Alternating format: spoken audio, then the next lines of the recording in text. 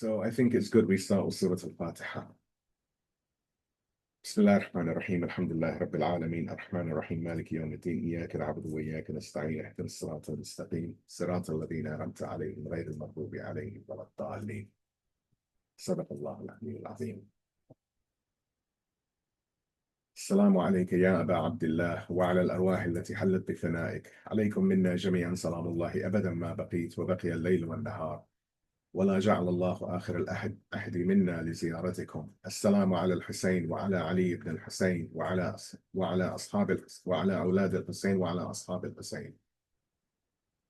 Peace be upon you, O Abu Abdullah, and upon the souls who have gathered in your courtyard. Upon you from us all is the peace of God forever, for as long as we remain, as long as night and day endure. And may God never make this our last pledge to visit you.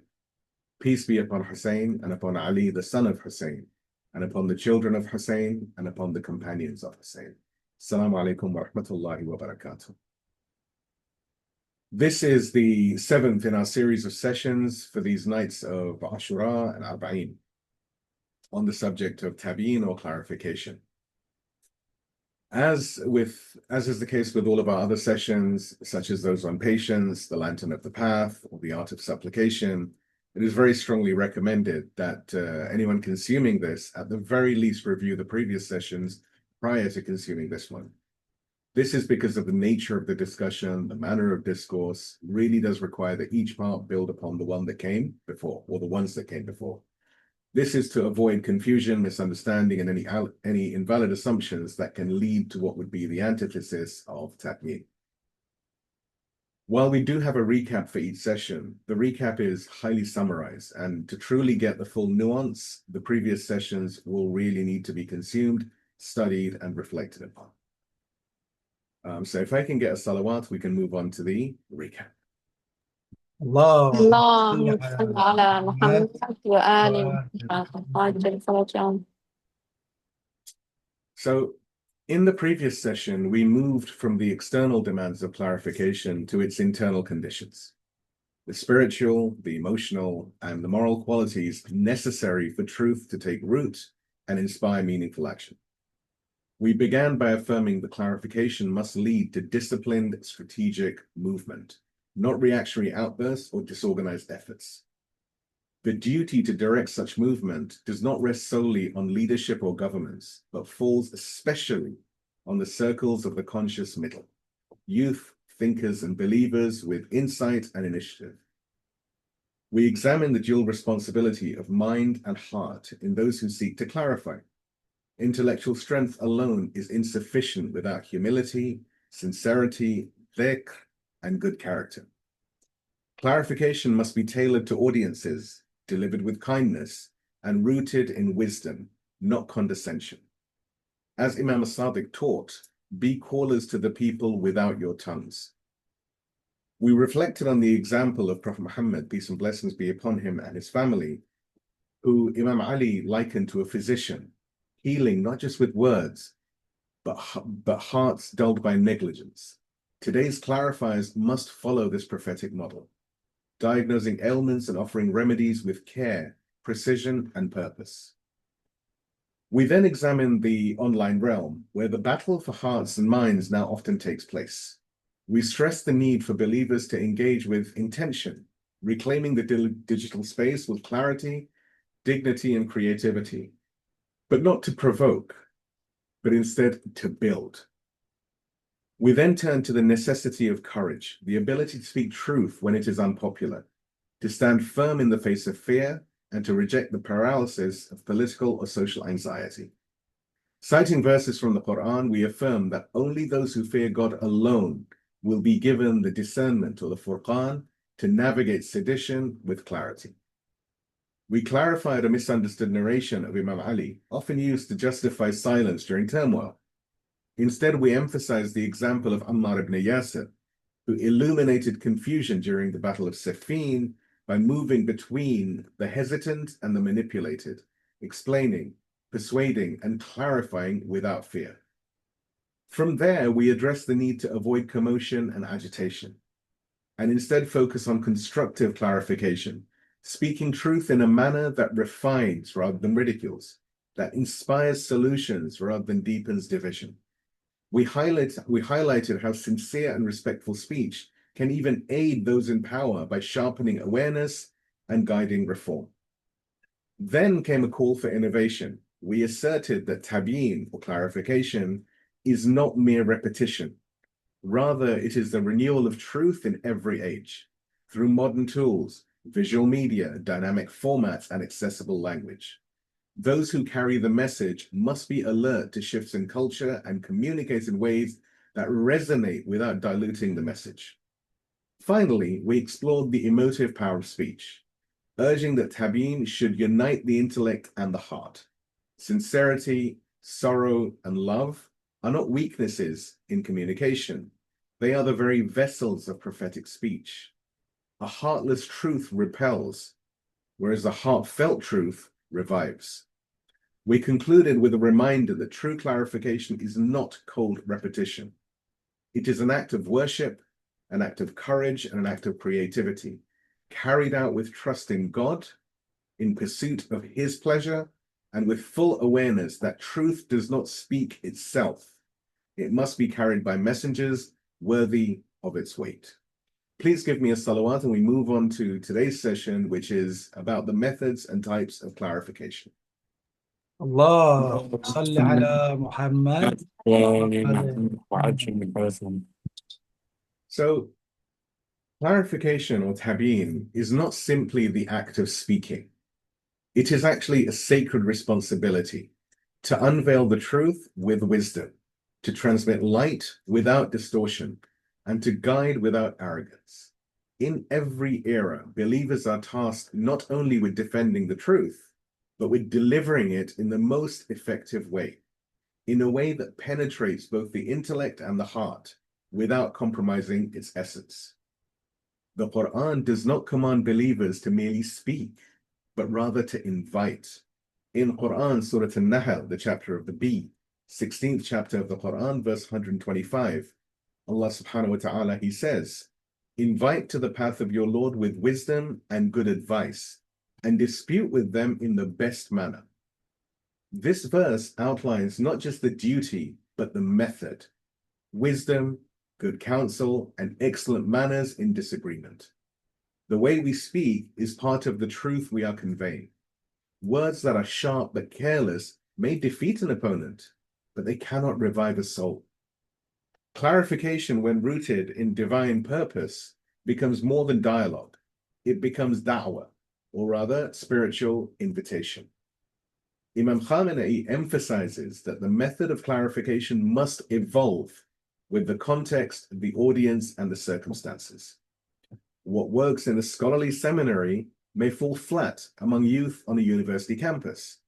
What inspires online may fail in a masjid. The speaker must not be obsessed with expression, but concerned with reception, how the truth is received and understood.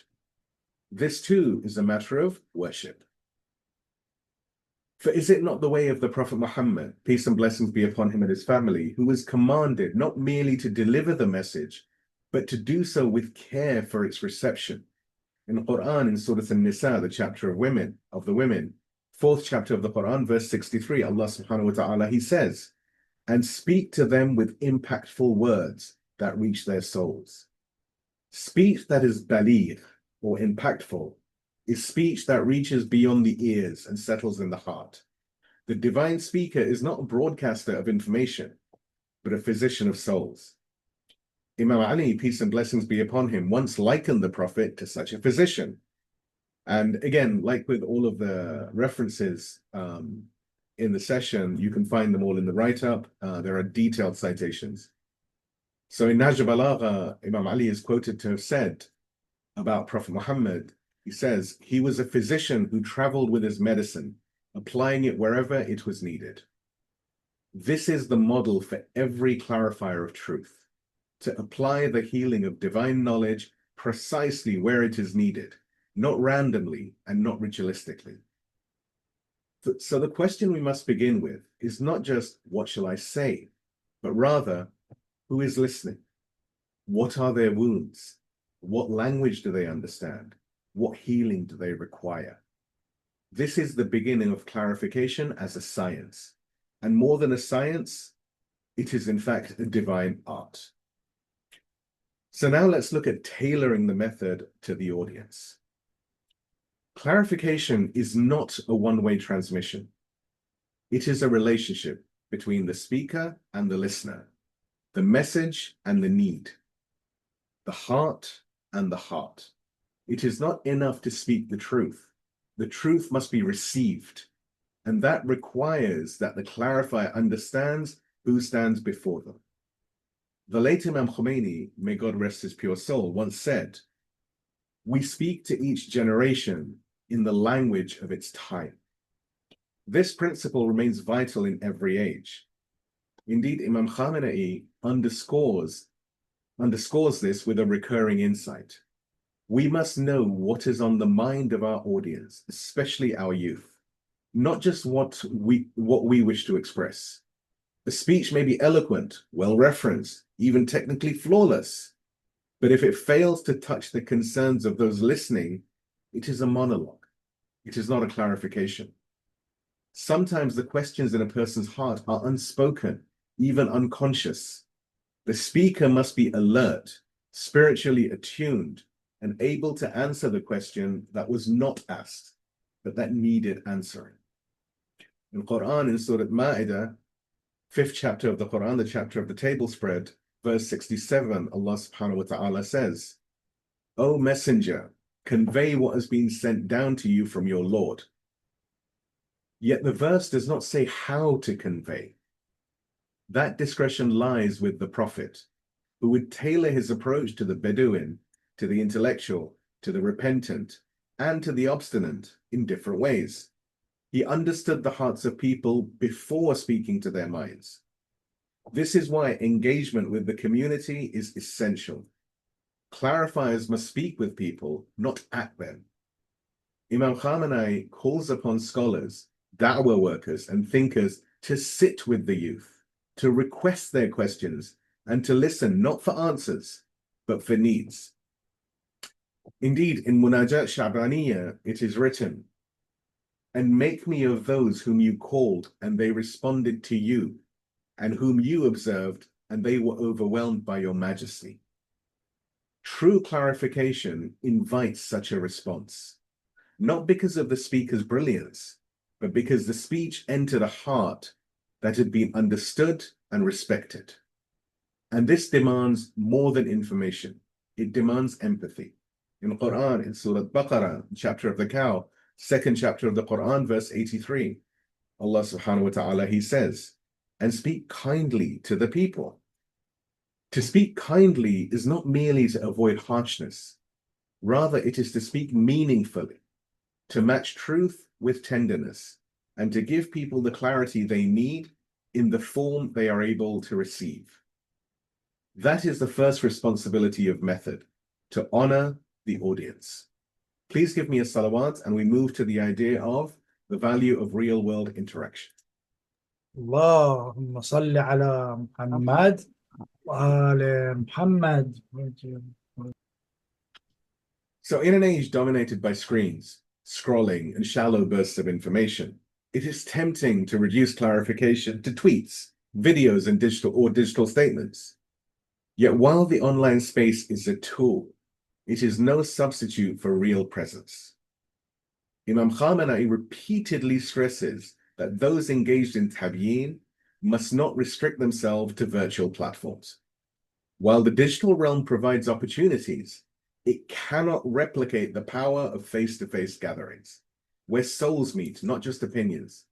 Clarification delivered in person carries a weight that online speech often lacks. The Prophet Muhammad, peace and blessings be upon him and his family, did not send messages alone. He walked among the people. He spoke in markets, at homes, in battles, and in masajids, in mosques. He knew that truth delivered through a sincere presence resonates more deeply than truth mediated through impersonal channels. As the Qur'an reminds us, in Qur'an, in Surah Al-Insan, the chapter of humanity or man, 76th chapter of the Qur'an, verse number 2, Allah subhanahu wa ta'ala, he says, "And we made for him," that is for humanity, hearing and sight. These faculties are not merely for consumption, they are for connection. Seeing someone's eyes, hearing the tremble or strength in their voice, watching the humility in their posture, these are all forms of communication that no screen can replicate. Moreover, the physical act of gathering for clarification is itself transformative. When youths attend lectures, participate in discussion circles, or simply sit with scholars, doubts are addressed, the emotional fog is lifted, and that feeling of isolation fades away. The words spoken may not even be new, but the experience of hearing them together reshapes the soul. This is why the pulpit, the circle of dhikr, the Friday sermons, the university forum, and even informal discussions over tea or coffee all remain indispensable instruments of Tabyeen. They allow for questions, for follow-ups, emotional cues, and genuine bonding. In Qur'an, in Surah Al-Imran, the chapter of the family of Imran, third chapter of the Qur'an, verse 159, Allah subhanahu wa ta'ala says, "And consult with them in matters."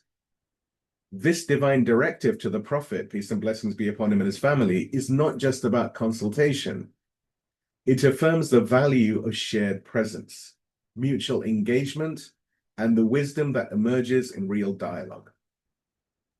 Imam Khamenei prioritized visits to universities and gatherings of students. In fact, he advised all official scholars and thinkers as follows: go, speak to the people, hear their concerns, respond with compassion, let them see you. To be seen is to be remembered. To be heard in person is to be felt. Clarification in its highest form is not the recitation of correct views. It is the merging of truth with trust. And that trust is built most powerfully face to face. That said, a painful reality must be acknowledged. In many parts of the world, especially outside the Islamic Republic, a significant number of Shia centers and masajids, mosques, are no longer spaces of open discourse or sincere clarification. They are instead controlled by insular circles, what may rightly be called a corrupt clique, who marginalize those seeking to engage in authentic tabyeen, in authentic clarification. The result is a climate of suppression. Thoughtful voices are silenced, meaningful discourse is discouraged, and the pulpits are occupied by those more concerned with ceremony than truth, with ritual rather than reform. In such circumstances, webinars, virtual conferences, and online education platforms become not just permissible, but necessary. While nothing can truly replace the beauty and barakah of in-person engagement, the realities of exclusion and censorship make alternative venues vital for preserving the obligation of tabyeen, of clarification. However, let us be clear. The existence of such restrictions does not absolve the scholars, the thinkers, and other community builders of their responsibility. It only compels them to be more creative, more persistent, and more committed to finding new avenues for reaching the people with sincerity and light. Indeed, the long-term goal must be the reform of our centers and masajids, mosques, to reclaim them from those who knowingly or unknowingly have turned them into echo chambers. These are spaces where the congregation is too often kept in intellectual slumber, hanging on every word of the court speaker, without reflection, without examination, without growth. Moreover, many such institutions prioritize the length of a program over the depth of its benefit. The focus is on ritual execution, not spiritual nourishment. Time is filled, but hearts are left empty. If we reflect honestly, we see that these very dynamics, negligence, distortion, fear of truth, and clerical complicity played a crucial role in the historical decay that culminated in the tragedy of Karbala. When the people are denied sincere clarification, when the pulpits are monopolized by opportunists, and when the rituals are performed without any reflection, the seeds of disaster are already sown. Therefore, part of the jihad of Tabyeen, the jihad of clarification today, is not only to speak, but to liberate the spaces in which speech must occur. Please give me a salawat, and we move on to the subtle power of indirect methods. اللهم صل على محمد وآل محمد. So, not every truth must be shouted. Not every clarification requires confrontation. There are times where subtlety, symbolism, and silent sincerity speak more powerfully than words. Imam Khamenei draws attention to the influence of indirect messaging, especially in the media, in storytelling and visual narrative. A scene in a film where a dignified character quietly observes hijab or steps aside to perform ablution may stir reflection in the heart of a viewer more effectively than a direct sermon on modesty or prayer. These indirect methods are not evasions. Rather, they are invitations. They allow the truth to enter hearts through beauty, familiarity, and example. This is especially important in a world weary of overt preaching and among youth who instinctively reject hollow instruction. The Prophet Muhammad, peace and blessings be upon him, led not only by what he said, but by how he lived. His character was the Qur'an made manifest. As Lady Aisha famously said when she was asked about his conduct, his character was the Qur'an. And this is a hadith which is available across all of the hadith books of the Shia and the Sunni, and it's accepted as an accurate hadith. It is in this light that we understand the saying of Imam Sajjad, peace and blessings be upon him, where Imam Sajjad says, and we've quoted this previously throughout the series, "Be callers to the people without your tongues, so that they may see from your piety, your striving, your prayer and goodness, for that is true invitation." A man who stands to pray in public view at a meaningful moment, not theatrically, but sincerely, sends a message more potent than 1,000 exhortations. A woman who observes her hijab with dignity and grace while excelling in her profession teaches the theology of presence. A youth who shows patience, kindness, and integrity in a group setting can become a living proof of divine values. Even the Qur'an uses narrative, stories of past nations, prophets, and individuals to teach by indirection, prompting the listener to draw their own conclusions. In the Qur'an, in Surah Yusuf, the chapter of Joseph, 12th chapter of the Qur'an, verse number 3, Allah subhanahu wa ta'ala, he says, "We narrate to you the best of stories." This is divine storytelling, teaching not by command, but by encounter. And it is a method we must recover. In the age of media saturation, subtle signs, consistent, meaningful, and sincere can cut through the noise. Not every viewer will be changed by a lecture, but many will be touched by a moment, a gesture, a line of poetry, a gaze of sincerity, or a beautifully made scene. The key is this: do not underestimate the role of indirect methods in Tabyeen, in clarification, for often it is the unspoken truth that lingers longest in the heart. Let us now look at the idea of formation of gatherings, strategic collective engagement. So from the earliest days of Islam, gathering together for the sake of God has been a source of light, resistance, and revival. Whether in the house of Al-Arqam, and again, anyone who doesn't know what the house of Al-Arqam is, in the write-up there is a there's detailed information in the footnote, and that would be footnote 21 for the record. So whether this meeting was in the house of Al-Arqam during the Meccan years, in the circles of the Mosque of Medina, or in the mournful majalis of Ahl al-Bayt, the act of gathering has always been central to the act of clarification. Imam Khamenei affirms this tradition, urging the formation of purposeful, planned intellectual gatherings, especially those that bring together university students, seminary students, scholars, and cultural voices. Such gatherings should not be reactive or disorganized. They must be spaces of reflection, synthesis, and strategy. They are not just forums, they are workshops of revival. In these circles, clarification is not only delivered, in fact, it is developed. Ideas are tested, language is refined, and intellectual trust is built. These spaces allow Tabyeen to move from the individual to the collective, from the pulpit to the public. The Qur'an teaches us, Surah Al-Ma'idah, the chapter of the table spread, 5th chapter of the Qur'an, verse number 2. Allah subhanahu wa ta'ala, He says, cooperate with one another in righteousness and God consciousness.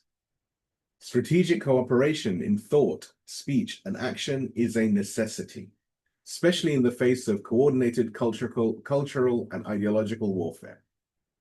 These gatherings must not be confined to formal halls or institutional places. They can and should take place in homes, student rooms, community centers, and even virtual platforms where sincere hearts and clear minds meet. The goal is not prestige, it is preparation. Moreover, gatherings must be conducted with discipline and foresight. Imam Khamenei cautions against emotionalism and unplanned activism, especially in student protests or politically charged or with regard to politically charged issues. While presence is vital, it must be guided by knowledge and principle, not provocation. In Quran, in Surah Al-Isra, the chapter of the night journey, 17th chapter of the Quran, verse number 36, Allah subhanahu wa ta'ala, He says, do not pursue that of which you have no knowledge. It is better to gather 10 sincere, informed individuals than to rally a crowd without direction. The impact of a few voices rooted in understanding is greater than a multitude moved only by emotion. The Imam of our time, may our souls be his ransom, is not awaiting a mass of followers. He is awaiting a prepared and principled core. And such preparation begins in gatherings of minds and hearts aligned with divine purpose. So let the majlis, the study circles, the analysis forums, and the strategic meetings continue, and may they be infused with the sincerity of those who seek not to win arguments, but to revive the ummah. Please give me a salawat and we move on to the idea of intellectual committees and thinking before we speak. اللهم صل على محمد وآل محمد. So clarification is not a spontaneous outburst. Rather, it is a structured response, born of reflection, rooted in truth, and directed towards transformation. To clarify effectively in any age, but especially in times of sedition, distortion, and ideological warfare, we must first think together. Imam Khamenei identifies the critical need for intellectual committees at all levels of society, from the national leadership to the grassroots mobilization. These are not bureaucratic councils or dry academic boards. They are spaces where committed believers come together to examine reality, assess priorities, refine language, and formulate the boundaries of responsibility. In a time of soft war, where deception is more dangerous than bullets and missiles, and cultural confusion more paralyzing than military defeat, intellectual readiness is the front line. In Qur'an, in Surah Al-Mujadala, the chapter of the pleading woman, 58th chapter of the Qur'an, verse number 11, Allah subhanahu wa ta'ala, He says, God raises those who have faith among you and those who have been given knowledge in ranks. To be among the ranks of those who clarify is to be among those who think before they speak, who consult before they act, and who act with understanding, not impulse. These intellectual committees are not elitist think tanks. They must exist at two levels. At the top, to assess national and global strategies, anticipate threats, and offer guidance to leadership. And number two, at the grassroots, within mosques, within student bodies, community centers, activist groups, and media circles. Both are essential. A tree needs roots as much as it needs a crown. Imam Khamenei draws a powerful contrast between hard war and soft war. In hard war, the body may be shattered, but the soul ascends. In soft war, the body remains unscathed, but the soul may be dragged to ruin. The former demands bravery. The latter demands clarity. The soft war is not less violent. It is merely less visible. It requires its own commanders, planners, analysts, and cultural combatants. Without thought, resistance becomes erratic. Without coordination, Tabyeen becomes confused. Without committees, speech loses its sequence, and action loses its direction. This is not a modern invention. It is a continuation of the Shura consultation model upheld in the Qur'an.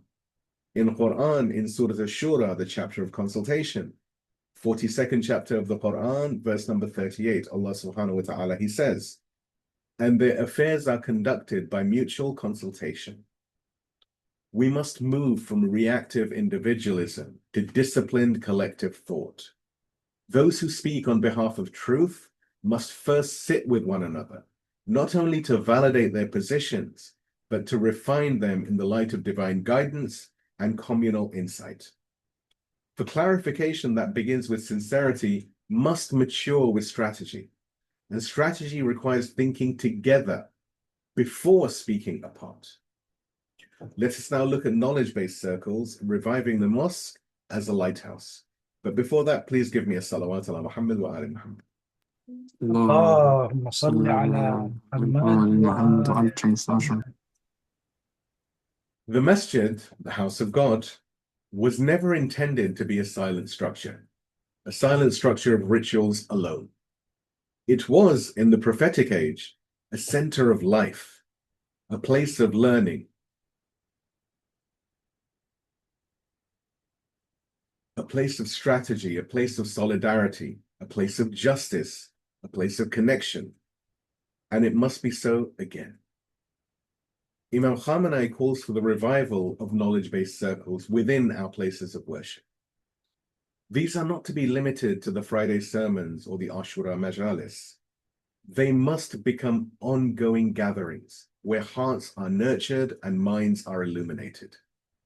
After the prayers or between them, the pulpit must not be used just to admonish, but rather to educate. In the Qur'an, in Surah An-Nur, the chapter of light, 24th chapter of the Qur'an, verse number 36, Allah subhanahu wa ta'ala, He says, in houses God is allowed to be raised and wherein His name is remembered. These houses must be filled with the light of remembrance, not only in tongue, but in understanding. The idea is simple, but at the same time, it is profound. A scholar, a teacher, or a knowledgeable youth stands after prayer or at an agreed time and begins to discuss, explain, and open up the meaning of hadith or Qur'an, ethical matters, or an ideological issue. Questions are invited, thoughts are exchanged, and a bond of learning is formed. These circles do not need grandeur. A whiteboard, a short booklet, a table, and a few sincere attendees. That is enough to ignite change. These circles create ripples, and those ripples become waves. In contrast to this revival, many of today's mosque leaders, as Imam Khamenei laments, are satisfied with the bare minimum. They lead prayers, give the occasional reminder, and then khalas, they leave. But such leadership does not clarify. It barely maintains. It may preserve form, but it neglects transformation. The Prophet Muhammad, peace and blessings be upon him and his family, and the Imams, peace and blessings be upon them all, were not caretakers of ritual. They were cultivators of meaning, and their mosques were places where Tabyeen was lived. In the Qur'an, in Surah Al-Fussilat, the chapter of the deciphered verses, 41st chapter of the Qur'an, verse number 33, Allah subhanahu wa ta'ala, He says, and who speaks better than one who calls to God, acts righteously, and says, indeed, I am of those who submit. Let the mosque, let the masjid return to this vision. Let it become a lighthouse once more, not just a casting light, but drawing hearts to the shore. The knowledge-based circle is not a luxury. It is a sunnah. Indeed, it is a necessity. Please give me a salawat and we move on to media and content production, the art of modern clarification. اللهم صل على محمد وآل محمد وعجل فرجهم. So in our time, the battlefield of ideas is not limited to books and classrooms. It is found in films, in podcasts, in tweets, in short videos, reels, digital art, and social media platforms. Places where narratives are constructed, realities are distorted, and values are reshaped. If Tabyeen is to survive in this age, it must embrace not only what is said, but how it is expressed and through which mediums. Imam Khamenei warns that the enemies of Islam have long mastered the use of art and media to undermine divine values. They have used cinema to glorify immorality, poetry to romanticize rebellion, literature to sow doubt, and storytelling to detach people from their sacred identity. So the question arises, will we allow this terrain to remain uncontested? In Qur'an, in Surah Al-Anfal, the chapter of the spoils of war, 8th chapter of the Qur'an, verse number 60, Allah subhanahu wa ta'ala, He says, and prepare against them whatever you can of strength. In our era, strength includes narrative control, aesthetic power, and cultural fluency. It includes storytelling rooted in sincerity. It includes creating content that awakens the soul instead of lulling it into distraction. This is why content production must become a sacred duty. Let me say that again. This is why content production must become a sacred duty, not as random bursts of creativity, but as a deliberate system, a strategy that draws on our banks of knowledge, utilizes our talented youth, and partners scholars with creators to ensure truth is not only said, but rather it is seen. For what is more dangerous than a community with truth in its heart, but no voice in the world? The Qur'an itself is filled with narrative and visual imagery, from the tears of Yaqub, Jacob, to the fire of Abraham, Ibrahim, from the ship of Nuh or Noah, to the cave of the seven sleepers or the companions. God teaches not only with law, but with story, with symbolism, and with vision. Imam Khamenei notes that the events of our time, whether victories, massacres, movements, or awakenings, have not been recorded adequately. Where are the documentaries, the films, the novels, the visual archives of these moments? Where are the cinematic equivalents of Karbala, the poetic echoes of resistance, the artistic renderings of martyrdom and perseverance? The future generations, and even many amongst us now, are not reached by abstract arguments alone. They respond to what they feel, what they see, what they hear again and again and again in compelling form.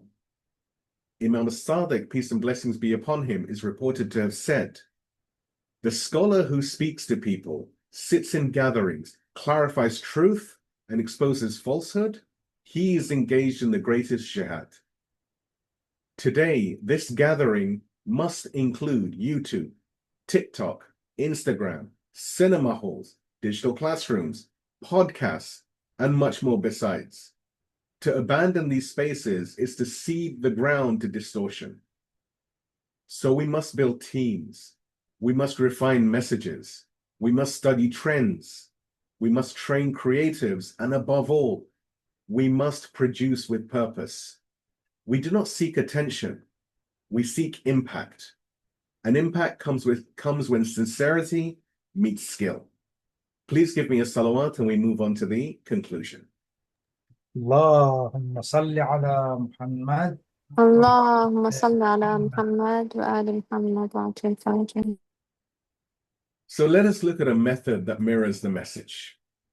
Clarification is not simply a responsibility of speech. It is a form of spiritual discipline. It is an act of ibadah that demands the same sincerity, the same thoughtfulness and submission that we bring to prayer. And just as our prayer must reflect the majesty we stand before, our methods of clarification must reflect the sanctity of the message that we bear. We do not deliver the truth to win debates. We clarify to heal confusion, to protect hearts, and honor the covenant of guidance that has reached us through the blood of martyrs and the sweat of scholars. From the verses of the Qur'an to the counsels of the Imams, from the lessons of Karbala to the legacy of modern resistance, the message is consistent. Clarity must be accompanied by character. Truth must be transmitted through trust. Imam Khamenei's guidance calls us to structure this duty with precision and devotion, whether through strategic gatherings that organize minds, intellectual committees that anticipate ideological warfare, knowledge-based circles that revive our mosques, indirect methods that soften resistant hearts, or media and content that awaken the numbed and distracted. Each of these is not just a tool. It is an amana, a trust, and we will be questioned on how we carried it.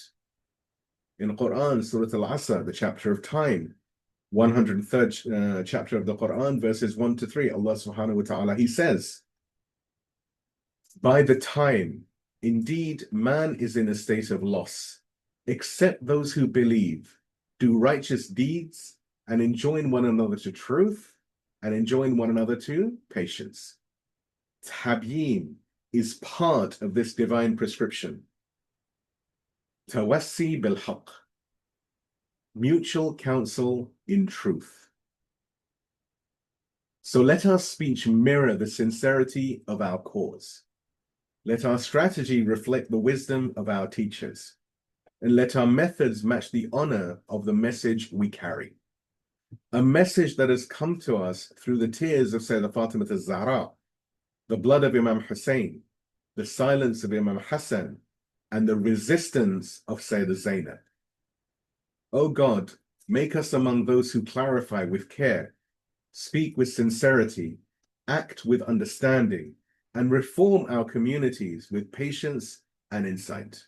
Let our words be light, and our methods be mercy, and our voices echo the legacy of those who stood for truth when the world stood in shadows.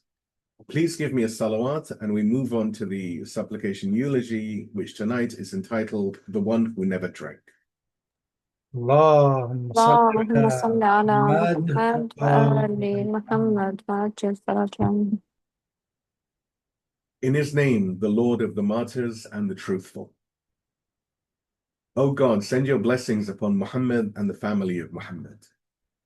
O God, tonight we stand by the riverbank, but our hands do not reach the water, because he, the one who went to fetch it, never returned. Abul Fadl al-Abbas, son of Ali, brother of Hussein, moon of the family of Hashim. O my Lord, you created him with arms of strength and a heart carved from loyalty. From the day he opened his eyes, he stood between his brother and the world. He was not just a soldier, he was a shield, a storm held back by love. And on that day when thirst clawed at the throats of the children, and the tents whispered for water, he did not wait. He mounted his steed, he raised his banner, and he rode to the river. O God, he reached it. He dipped his hand into the Euphrates, but did he drink? No. He looked at the water and he whispered, O soul, after Hussein, you are worth nothing. Shall I drink while my master is thirsty? And he threw the water away. O my Lord, on his way back, water skin in hand, they ambushed him. A blow took his right arm, then the left, and he cried, By God, even if you cut off my arms, I will never abandon my religion, nor the Imam who is trustworthy and truthful. He held the water skin in his teeth, bleeding, staggering, still moving toward the tents.